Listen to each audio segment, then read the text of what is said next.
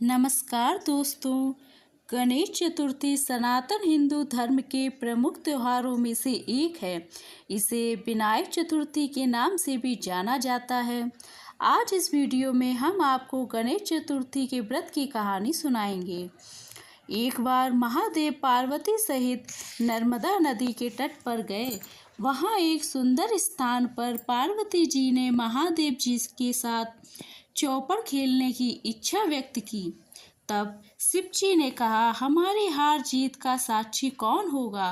पार्वती ने तत्काल वहां की घास के तिनके बटोर कर एक पुतला बनाया और उसमें प्राण प्रतिष्ठा करके उससे कहा, बेटा, हम चौपड़ खेलना चाहते हैं, किंतु यहाँ हार जीत का साक्षी कोई नहीं है।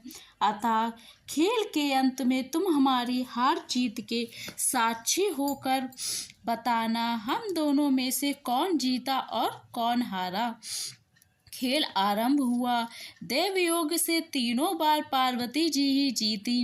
अतः अंत में बालक से हार जीत का निर्णय कराया गया तो उसने महादेव जी को विजयी बताया। परिणाम स्वरूप पार्वती जी ने क्रुद्ध होकर उसे एक पांव से नगड़ा होने और वहां के कीचड़ में पड़ा रह के दुख भोगने का श्राप दिया।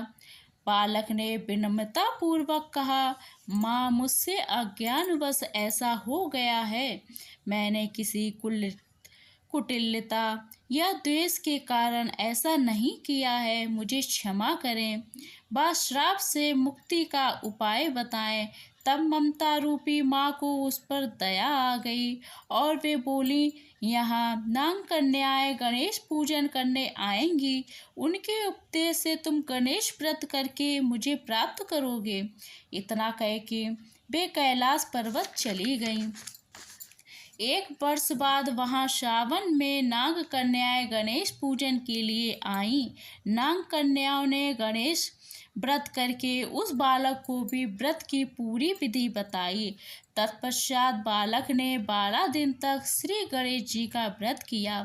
तब गणेश जी ने उसे दर्शन देकर कहा, मैं तुम्हारे व्रत से प्रसन्न हूँ, मनोवांछित वर मांगो।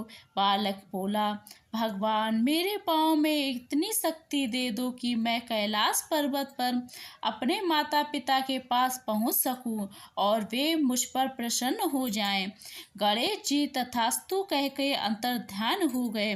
बालक भगवान शिव के चरणों में पहुंच गया।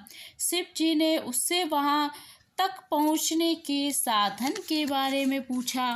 तब बालक ने शिव जी को सारी कथा सुना दी। उधर उसी दिन से अप्रसन्न होकर पार्वती शिव जी से भी विमुख हो गई। इसके बाद भगवान शंकर ने भी बालक की तरह ही 21 दिन पर्यंत श्री गणेश का व्रत किया, जिसके प्रभाव से पार्वती के मन में स्वयं महादेव जी से मिलने की इच्छा जागृत हुई। वे शीघ्र ही कैलाश पर्वत पर आ पहुंची। वहां पहुंचकर पार्वती जी ने शिव जी से पूछा, भगवान, आपने ऐसा कौन सा उपाय किया जिसके फलस्वरूप मैं आपके पास भागी भागी आ गई हूँ?